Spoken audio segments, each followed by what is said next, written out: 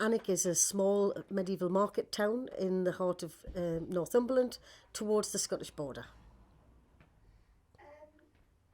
How long have you lived in Alnwick? I was born and bred in Alnwick and I lived there right up until 3.5 years ago. Do you want to just stop a second because we're going to pick up noise from next door. Guys! Yes, my name's Tina Camileri and I'm from Alnwick originally in Northumberland. Sorry, I cut there. Did you not? Were you not turning? No, you cut there. No, don't. Are you rolling now? I'm rolling now. Okay, let's go again. On the top, please. Action. Can you introduce yourself, please? Yes, my name's Tina Camileri. How long have you lived in Alnwick? I was born in Alnwick in 1966 at Hillcrest Hospital in Alnwick and I lived there until 2019. Could you tell us a bit about Alnwick? Alnwick's a beautiful, lovely little town in the market town of in Northumberland, and it's medieval and it's got all sorts of beautiful scenery, cobbled streets, very oldie worldy shops, some of them, and it's got a fantastic castle. What is the Alnwick Fair? Alnwick Fair was a revival of a medieval type fair, where everybody in the town dressed up, the shops decorated the shops, there was flags and bunting everywhere in the streets, there was things like the duck and pond, and all sorts of things, and there was activities for the whole week. What positives were brought to Alnwick by the fair? Thousands and thousands of tourists, which made all of the shops get masses of trade, and everybody having a great time. Were there any heritage bonuses for the Alnwick Fair? I would have thought so. It probably brought more people to the castle and things like that as well, and more people to visit the countryside and stuff like that. What are your best memories of Alnwick Fair? Well, the ones I can remember, because it was a bit fuzzy for the whole week, usually, because everybody went out and drank quite a lot.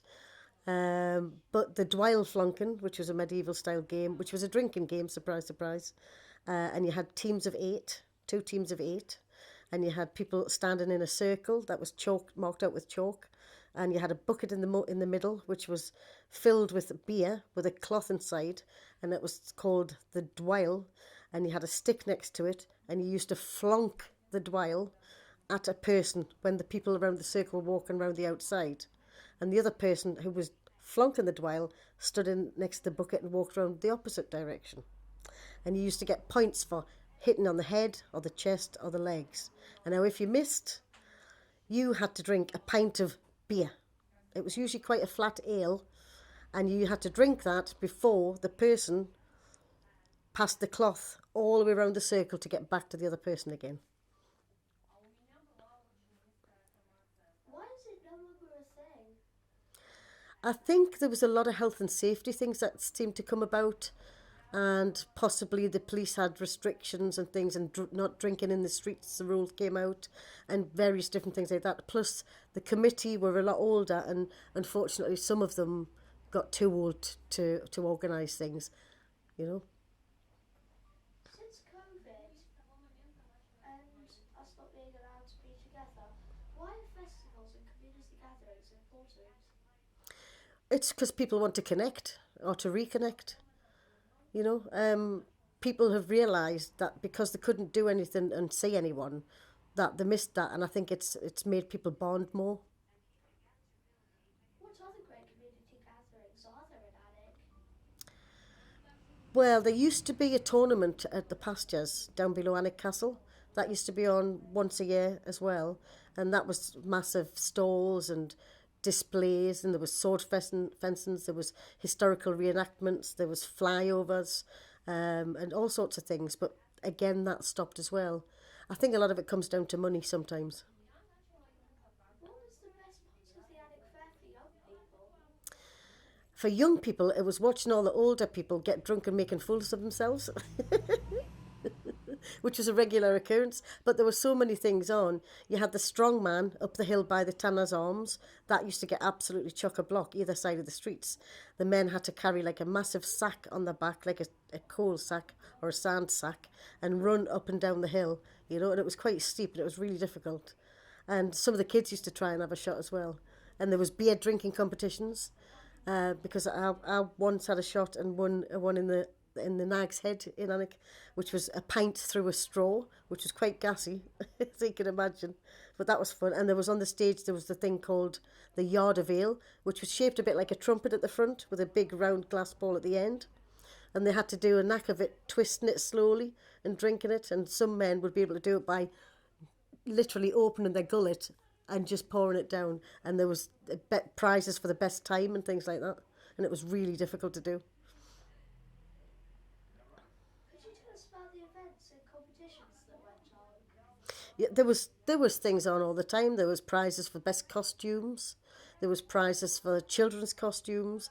There was princess competition, and there was Alnwick Fair Queen competitions, which used to run every year. That was a massive thing, and they won a prize a weekend away. They won money, and they got in the local paper, and they got to open businesses and things like that, and visit elderly. My sister, my eldest sister, Wendy Camileri, she was the Fair Queen in 1974. You got a question, bud? I'm gonna try some more from here.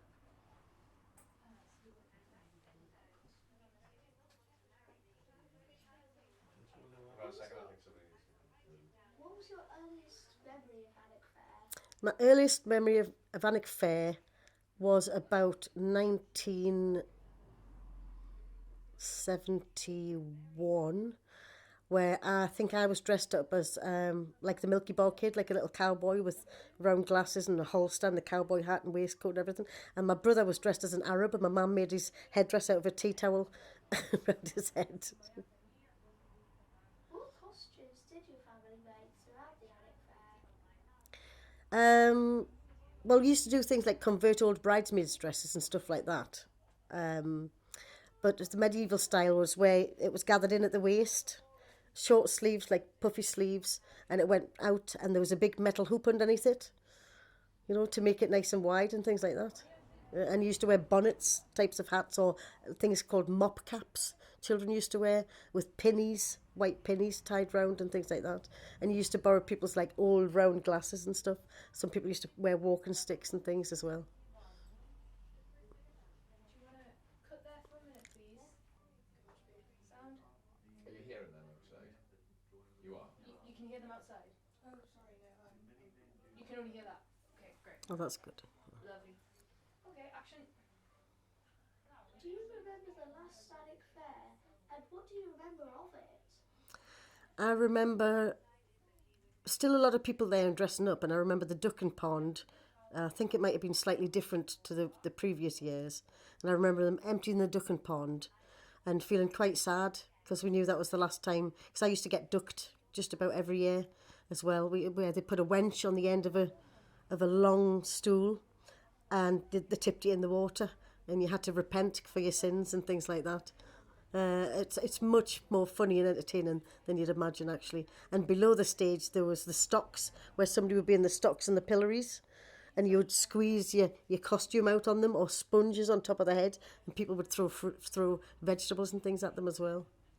And so it was a sad time, the last one. Would you like it to come back? I would love it to come back. And the Norwegian band, the Brinner band from Norway, the same people came year in, year out. And I'm still friends with someone on Facebook. It was the band leader's son, who was the same age as me. He used to be the drummer. And his dad, Inga Larson, and his wife, they used to be organising it all. And you got to make friends with the Norwegians as well. So that would be nice if they all came back as well. Can you see it coming back, and if so, what would have to change? Well, I think the health and safety laws, everything's much more strict these days. So they'd probably have to redesign the Dwylflunken areas and the duck and pond, what types of things we'd use for the duck and pond. And I would imagine more streets would be cordoned off, things like that. The traffic wouldn't be allowed there.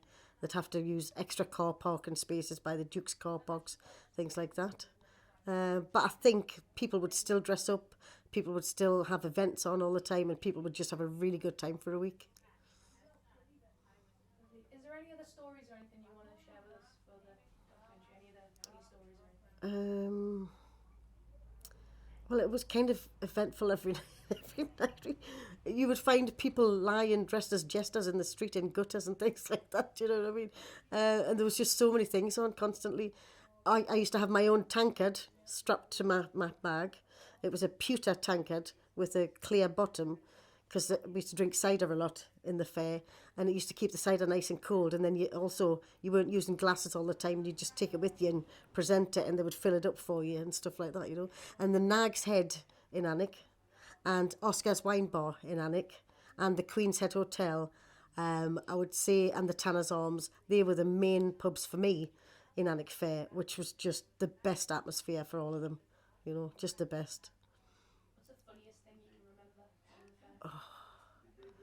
When we dressed as Amazonians, there was myself, there was Rosie Cook, who was going to do an interview later, two of her sons, Ian and Neil Cook, Davy Little, Kevin Miller, and Dave Smith, and we all dressed as Amazonians, and they were big strapping guys. Some of them had bellies, things like that, and they all had wigs on and tiny little tops and socks and things stuffed up the breasts. And one guy, Chris File, he was really small at the time, and he had a long black curly wig on and a dress on, and he looked like Sanita.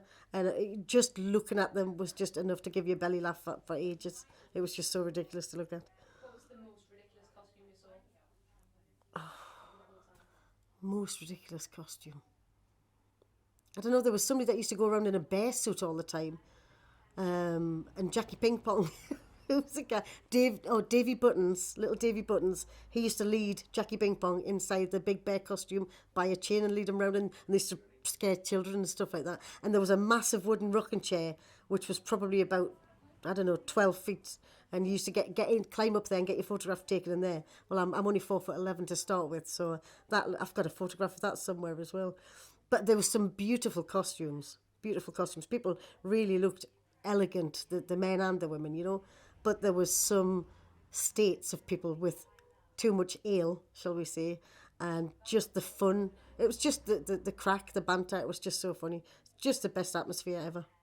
Could you tell us about the shops? You said they used to dress at the shops. Could you tell us about Yeah, they used to just put medieval things in the window, put buntings in the window, have costumes in the windows, you know.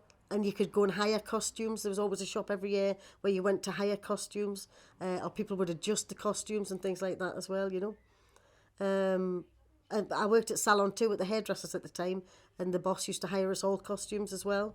But it was a case of who fitted what, you know. So, yeah. Of course, I had a different figure back in those days. You know, so I could wear anything then. But I used to get dressed up in a bin liner when I got ducked, so that was my punishment, because I wouldn't wear an Alnwick Fair costume, because when the fair costumes got wet, they were slightly revealing. I will say there was one time, which was, I still know the girl and she still gets embarrassed to this day, where the water was that cold in the ducking pond. She had an off-the-shoulder strappy dress on. Sorry, I'm not going to say anything rude. But what she didn't know was, when she was getting ducked, our dress had come down to there. And she didn't have a bra on underneath. And basically, people were trying to shout at her to tell her to pull her dress up, and she couldn't hear. She was screaming with the cold in the water. So, I think there was a lot of flashes of the cameras that day. Lovely. Anyone else got any questions? Anything? You're on about with the Dwyle flonking, where they had to pass it around the circle. What would happen if it got back to the person that originally had it? If, before the person in the middle had finished drinking.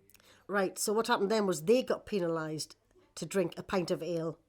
Yeah, so there was a time where the person with the cloth used to have to run round and hit everybody with the cloth.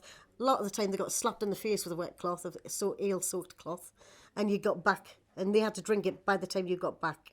Otherwise, the cloth had to pass around the circle, and the person in the middle had to get to drink the pint. Also, if there was hecklers from the audience, the guy in the middle, who was the MC, he would penalise one of the audience to drink a pint. It could be a woman, it could be a little old granny, it can't be a child, obviously, but it could have been anybody. And if they felt the need, they would say, right, and take a pint of ale over to them and make them drink it. And they used to say things like, first throw, away we go, and things like that, you know, and just all sorts of banter and it was all just comedy and banter. It was really good.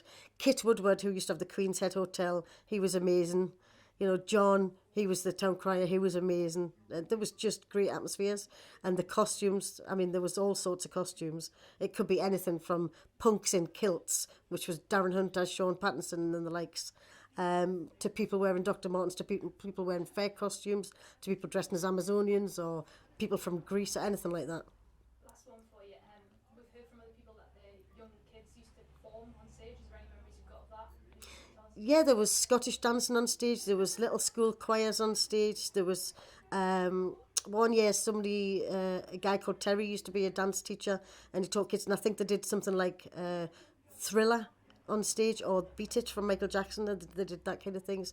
But the Bryn Band used to dress up in sacks and have the horned helmets on, and they used to perform with the trumpets and drums and everything on stage. And there were some people who used to try and look they always had shorts on, but you'd see little kids trying to look underneath, see what they were wearing and things like that. Just fun. It was just all good laugh, all innocent fun.